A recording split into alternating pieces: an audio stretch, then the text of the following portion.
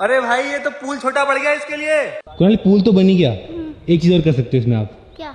अवंतिका भी आ गई, कैसा लग रहा है? लग रहा है मैं तो मस्त कपड़े वपड़े पहन के आई हूँ एक पूल वाले। और मैंने इसमें मिट्टी डलवा दी थी तो एकदम गुदगुदा भी है, एकदम गुदगुदा लग रहा है।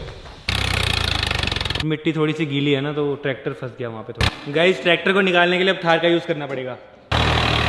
भाई थार में पावर तो है, इतना बड़ा ट्रैक्टर और साथ में ये टंकर भी खींच दिया भाई। भाई यही टूट गया है। बढ़िया। 6000 लीटर पानी है इसमें, 6000 लीटर।